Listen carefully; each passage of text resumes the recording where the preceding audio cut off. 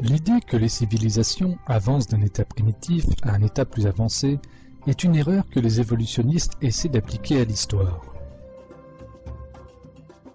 Si l'on abandonne le non-sens et les préjugés évolutionnistes, et que l'on regarde les références et les découvertes historiques avec un esprit impartial, on remarque que ce sont des civilisations qui ont utilisé des technologies très avancées. Les vestiges qui restent de l'Égypte antique, des Mayas et des Sumériens indiquent que les branches de la science telles que l'électricité, l'électrochimie, l'électromagnétisme, la métallurgie, l'hydrogéologie, la médecine, la chimie et la physique ont été largement utilisées.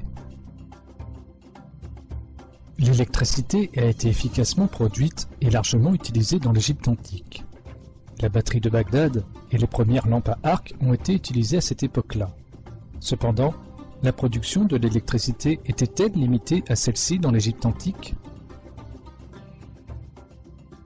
Un examen attentif de l'histoire égyptienne révèle aussitôt la sophistication dans l'illumination parfaite. On n'a trouvé aucune suie dans les corridors des pyramides ou les tombes des rois, parce que ces endroits étaient éclairés par l'électricité. Les reliefs montrent que les Égyptiens utilisaient des torches électriques alimentées par des sources d'alimentation sans fil. La lampe à arc utilisée dans le phare d'Alexandrie est une preuve supplémentaire que l'électricité a été utilisée dans l'Égypte antique.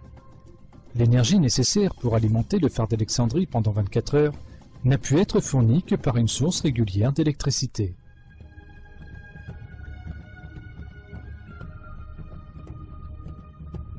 La façade extérieure de la Grande Pyramide était couverte de tuffeau blanc, disposés de manière si étroite que même une lame de rasoir ne pouvait pénétrer entre les blocs.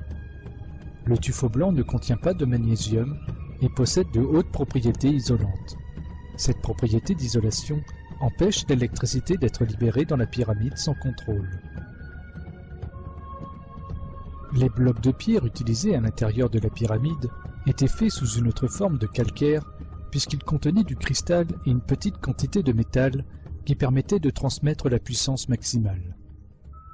Les tunnels à l'intérieur de la pyramide étaient couverts de granit. Le granit, agissant comme conducteur, est une substance légèrement radioactive permettant à l'air dans les tunnels d'être ionisé. Lorsqu'on examine un câble électrique isolé, on voit que les matériaux conducteurs et isolants sont utilisés de la même manière que dans les pyramides. Les propriétés conductrices et isolantes de la pyramide sont un magnifique exemple d'ingénierie. Cependant, une source d'énergie est nécessaire pour produire de l'électricité. Le plateau de Gizeh, sur lequel les pyramides se situent, est rempli de canaux d'eau souterraines. Les pyramides s'élèvent au-dessus des couches de calcaire, les espaces entre elles sont pleins d'eau. Ces couches de roches qui transmettent l'électricité vers le haut, puisque l'eau souterraine est ramenée à la surface, sont appelées aquifères. Le débit élevé du Nil qui passe à travers ces aquifères produit un courant électrique. Cela est connu comme étant la physioélectricité.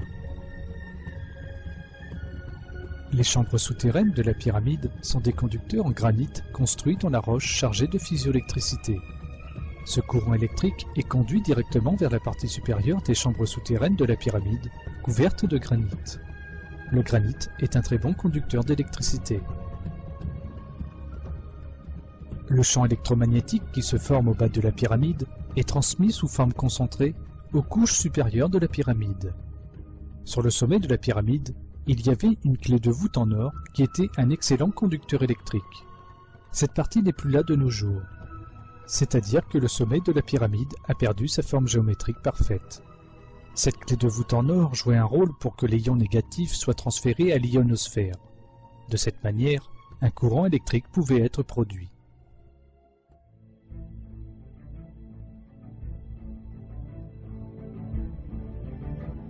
Une forme identique de cette technologie employée en Égypte il y a 5000 ans a été utilisée par Nikola Tesla, un inventeur de technologie électrique au début des années 1900, dans une tour qu'il a construite aux États-Unis. Tesla, l'inventeur de la technologie électrique fondamentale telle que le courant alternatif, le moteur électrique, la radio, le laser ou le radar, a réussi à transmettre simultanément les sons et les images entre les continents dans la tour Wardenclyffe qu'il a construite entre 1901 et 1917. Il a utilisé une source électrique extérieure et s'est même servi de la technologie de transmission d'énergie sans fil.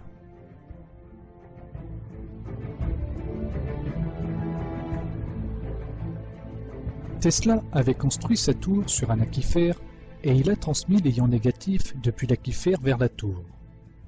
La technologie électromagnétique utilisée dans la célèbre tour de Tesla est identique au champ électromagnétique formé dans la construction des pyramides. Les deux systèmes génèrent des ions négatifs et les transmettent sans avoir besoin de câbles électriques. Les reliefs prouvent clairement que les Égyptiens utilisaient des lampes à main alimentées par une source électrique sans fil. Ces lampes ne sont pas sans rappeler les descriptions de Nikola Tesla qui montraient que son courant alternatif n'était pas nuisible. Lors de l'exposition universelle de Chicago en 1893, Tesla a allumé l'ampoule qu'il tenait à la main sans utiliser de câble en transmettant le courant alternatif à travers son corps. Sur ce relief, nous pouvons voir une antenne sans fil. Les Égyptiens ont utilisé l'antenne et l'énergie sans fil pour assurer la communication. Le relief que vous voyez à gauche est un émetteur avec un récepteur sur la gauche. Ces preuves montrent clairement que les Égyptiens utilisaient de l'énergie sans fil pour la communication. Ce relief montre une usine de fabrication de fils. Les fils utilisés par les Égyptiens à cette époque étaient aussi fins que ceux qui sont tissés par les machines de nos jours. Les Égyptiens ont également utilisé l'énergie électrique dans leur usine de tissage. Vu que beaucoup d'objets en or qui sont restés de l'Égypte antique étaient en fait en plaqué or. Pour obtenir une couche d'or si parfaite, il faut utiliser l'électricité.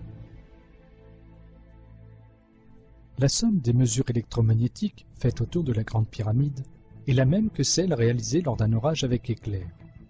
Il y a un champ électromagnétique puissant autour de la Grande Pyramide. Cela peut être observé à travers une simple expérience. Si vous restez au sommet de la pyramide avec une bouteille enveloppée dans un tissu mouillé, des étincelles sortent de la bouteille comme si on était sur le sommet d'une bobine à haute tension.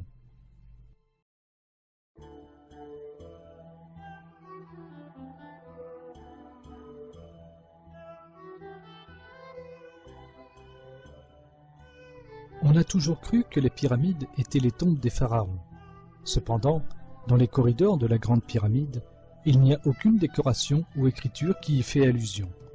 Cette structure ressemble à un bâtiment fonctionnel plutôt qu'à un mausolée. Un coffre en pierre vide a été trouvé sur l'axe central de la pyramide que les archéologues ont appelé chambre du roi. Ils ont prétendu que ce coffre contenait autrefois le cercueil du pharaon, mais que celui-ci était vide parce qu'il a été volé. Cependant, lorsqu'on examine les dimensions du coffre en pierre et l'endroit spécial où il a été installé, un fait différent saute aux yeux. Ce point est placé exactement là où la partie manquante dans la structure conductrice de la pyramide devrait être. Si un matériau supraconducteur y était présent, la pyramide pourrait produire assez d'électricité pour l'Égypte entière. On pense que ce supraconducteur, qui se trouvait en Égypte aux temps anciens et dont les dimensions sont adéquates à l'intérieur du coffre en pierre, était l'Arche de l'Alliance. Le prophète Moïse, que la paix soit sur lui, a été adopté par Pharaon et selon les registres historiques, a été élevé en tant qu'administrateur en raison de ses valeurs morales supérieures, son intelligence et ses capacités. L'une des phases lors de sa formation pour diriger l'Égypte antique était l'enseignement de tous les secrets de l'Égypte et la connaissance de l'énergie. En plus de ses autres propriétés, il y a aussi diverses références à l'Arche de l'Alliance dans lesquelles il est écrit qu'elle fonctionnait comme un condensateur et qu'elle avait été la source d'énergie de l'Égypte. Le prophète Moïse, que la paix soit sur lui, est connu pour avoir pris l'Arche de l'Alliance avec lui quand il a fui l'Égypte. Selon les références historiques, l'une des raisons pour lesquelles Pharaon a poursuivi le prophète Moïse, que la paix soit sur lui, jusqu'à la dernière minute, et s'est efforcé de le rattraper à tout prix, était l'Arche de l'Alliance. Pharaon était conscient que toute la richesse et la magnificence de l'Égypte seraient perdues sans l'électricité. Les références historiques prouvent aussi que la civilisation égyptienne a atteint son apogée lors du règne de Ramsès II, qui a vécu à la même époque que le prophète Moïse, que la paix soit sur lui. Mais ces civilisations se sont effondrées en moins de 10 ans après Ramsès II, et Gizeh a même été abandonnée. La ville, qui était autrefois le centre de la civilisation, est restée vide jusqu'à la dynastie suivante. Les reliefs laissés par les Mayas et les Assyriens contiennent également des images de techniques similaires à celles appliquées dans les pyramides. Toutes ces informations démontrent une fois de plus qu'il n'y avait pas de gens et de sociétés primitives dans le passé, comme les évolutionnistes voudraient nous le faire croire. En termes de civilisation, des communautés plus ou moins développées ont toujours vécu côte à côte et à tout moment à travers l'histoire. Une société qui a existé il y a des milliers d'années a connu une technologie beaucoup plus avancée par rapport à celle qui vit au XXe siècle. Et cela nous montre que le développement ne fait pas partie d'un processus évolutif, autrement dit, qu'il n'y a pas d'avancement linéaire à partir d'un niveau primitif de la civilisation à un autre plus développé dans l'histoire.